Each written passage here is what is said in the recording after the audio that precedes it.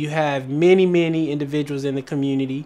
I myself am one who have been victimized by the police departments, stopped, frisked, racially profiled. I've been physically, sexually assaulted by police officers. Yet I don't have a criminal record. I've never engaged in any activity, or at least got caught engaging in activity that was illegal. And yet my experience, and I would dare say hundreds of thousands of men of color's experience with law enforcement, can be grounded in experiences that are negative.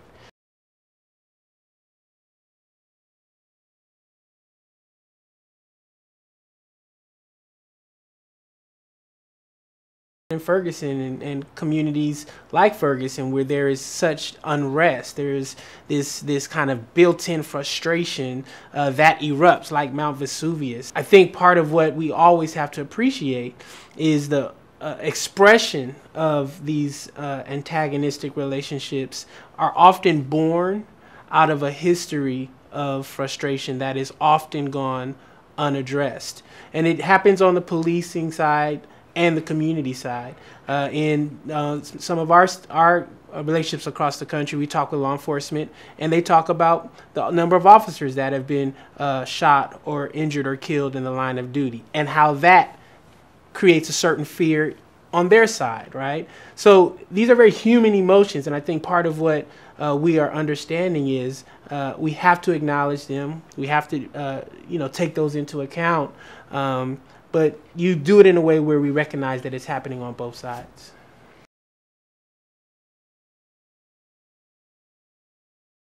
So I'm convinced that the key to building trust and confidence between community members and law enforcement is proximity. It wasn't until I was, say, 34, 35 years old, and I'm 39 at the time. That was the first time 4 or 5 years ago where I found myself in a room full of law enforcement in a constructive space. And that, to me, is a problem, right?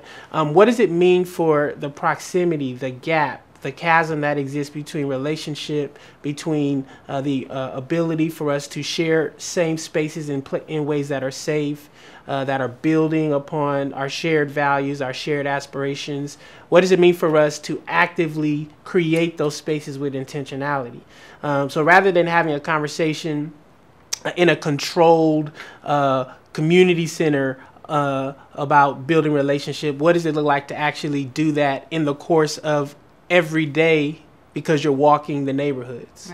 Right? What does it actually look like to learn Pookie's real name, not off of his rap sheet, but because you've actually remembered when Pookie was born and you've watched him grow up for the last 10 years, and you know that, even though he may look like a criminal, he's actually just playing a role. If I live in a community that is riddled with challenges, but I live here 24 hours a day, 7 days a week, could I enter into a relationship with my law enforcement leader or person in the neighborhood, and we are curious about the information we both have, right? That I can be considered an authority of what's going on in the community, and there are best practices that the law enforcement leader and officer can help bring to me that can help solve some of the challenges that are there. But it is not this kind of privileging of one voice over another. Can I imagine in these kinds of relationships that we are in deep collaboration with one another, that there is not a fear of the community or a fear of the police, but there is this appreciation that we are all indeed working to deliver the same thing, which is I want my son, my daughter to be able to play at a park, to walk to school and not be accosted by the police or by, I use Pookie a lot, right? So, what does it mean for us to imagine that kind of collaboration? And constitutionality, what does it mean for us to, use this founding document, if you will, as a benchmark for how we judge our effectiveness? That there are certain rights that have been guaranteed to me first by my creator and reinforced by this document called the Constitution. And what does it look like for us to be fully aware of what those rights are as a law enforcement person and a community member, and hold one another accountable for delivering public safety in a way that reaches that standard.